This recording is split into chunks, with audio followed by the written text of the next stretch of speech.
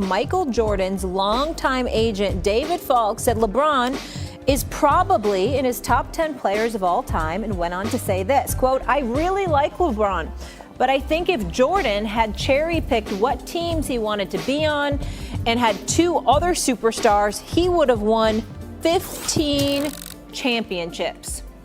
It was a bit excessive because LeBron James is one of the top 2 or 3 players in the history of basketball. When people bring up top 5, top 10, now you are getting insulting. There are not 3 players, 4 players in NBA history better than LeBron James. That is a lie, okay? And David Falk knows that. Having said that, he ain't lying about the comparison to Jordan. If Jordan had picked to assemble a super team, you damn right he would have won about 10 titles, if not more. That's absolutely true. But that's not what Jordan did. And in the end, what LeBron is going to have to live with is the fact that you joined Miami for your first 2 titles. You went back to Cleveland, but there was Kyrie Irving and the team was compelled to acquire Kevin Love, which obviously helped you. And then when you went to Los Angeles, you obviously got Anthony Davis. And so people are going to look at that and judge him accordingly, as opposed to somebody that stayed with one team, built it, won there first, last, and always. And that's going to be, in some people's eyes anyway, a blemish. I have no problem with that if the comparison is against Jordan. I do have a problem with it if you then try to look at LeBron and try to act like he's barely scratching the top 10 or whatever. LeBron James, in my estimation, is one of the top 2 players in the history of basketball. And if you want to drop him to 3 because of Kareem Abdul-Jabbar's resume, which is impeccable and beats because he's won on every level, I get that part. But LeBron James, to me, is top 2 all time. I don't want to hear top 5, don't want to hear top 10.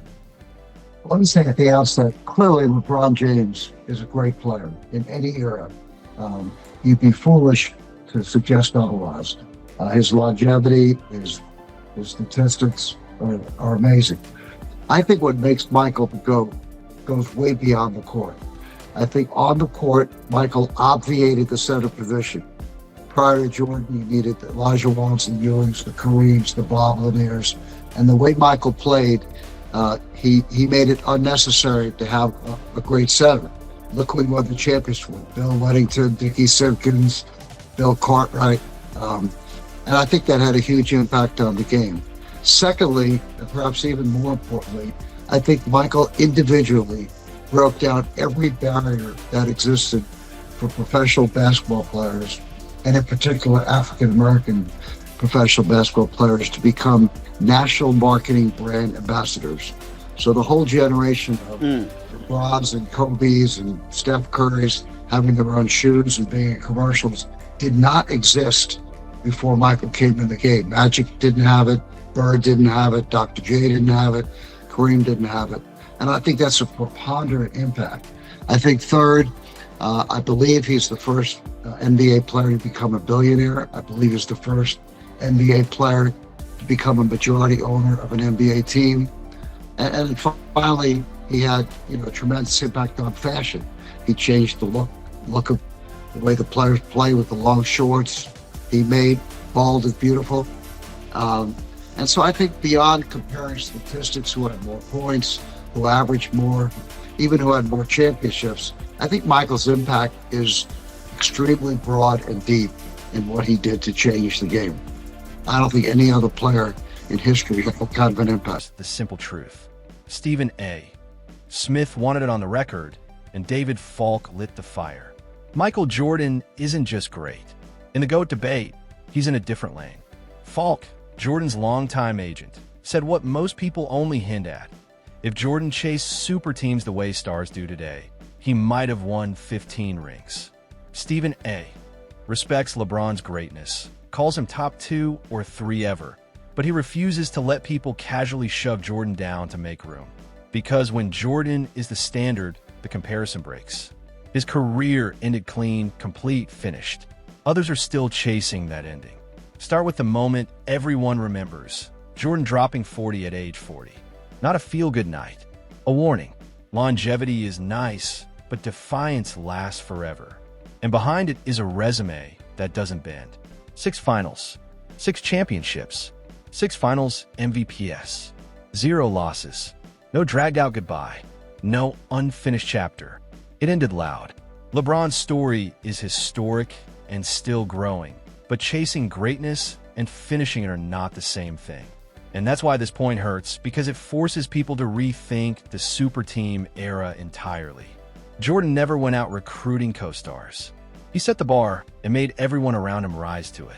If he had picked the easy road, jumping to ready-made teams with 2 other top 10 talents, the ring count would look very different. But Chicago was about building, not convenience. That's why Stephen points to Miami's Big Three, Cleveland with Kyrie and Love, and LA with Anthony Davis, and says legacy optics matter. LeBron's wins are real, but the path was chosen. With Jordan, the path is the argument. And this debate isn't anti-LeBron, it's anti-amnesia. LeBron James is one of the greatest ever, maybe second only to Jordan. Put Kareem wherever you want, slide LeBron to 2 or 3 if you like, but don't act like this is just numbers on a spreadsheet. Jordan's moments feel heavier because they happened when there was no room to breathe. Pressure is where the gap shows. Jordan's 40-point nights weren't empty stats in January. They were verdicts on must-win games. He didn't just score, he punished. The league didn't just defend him, it feared him. Even with fewer seasons, Jordan piled up 40-point games that crushed the longevity equals greatness argument. Fewer years, bigger nights, louder impact. And from day one, Jordan wasn't chasing standard. He was the standard in a long phase of figuring it out. No recruiting tour to learn how to win. Jordan took the hits, the bad boy Pistons, the brutal defenses, the real contact, and turned pain into precision. LeBron's path, still incredible, was more guided. 8 early years, then South Beach to learn the formula. One legacy feels like a solo climb, the other like a planned alliance. Both are great, but only one feels like myth. Impact is the final separator, and it's the hardest to measure. On the court, Jordan changed what a champion looked like, proving you didn't need to be a back-to-the-basket giant to rule the league. Off the court, he shattered ceilings, turning players, especially black athletes, into global brands, signature shoes, worldwide icons, the athlete as a business. All of that traces back to Jordan. You can argue numbers with him, but his shadow is harder to chase. The debate keeps looping because many younger fans never felt Jordan live. They saw highlights, not the nerves, not the inevitability. Stephen points out that how a moment feels becomes part of what it means, and Jordan always felt inevitable. People who lived it don't talk about flair, they talk about certainty. Put the careers side by side, and it sharpens fast. Jordan compressed chaos into a shorter prime, played through hand-checking, enforcers, and real punishment, and didn't just survive, he dominated. LeBron's longevity is unreal, 2 decades of elite production across eras. But Jordan's case keeps dropping trump cards. Fewer seasons, a more violent peak, a finals record that reads like a judgment, and the perfect ending. Endings matter. And Jordan froze his legacy at 6 for 6, with 6 finals MVPs. Flawless punctuation on a finished story.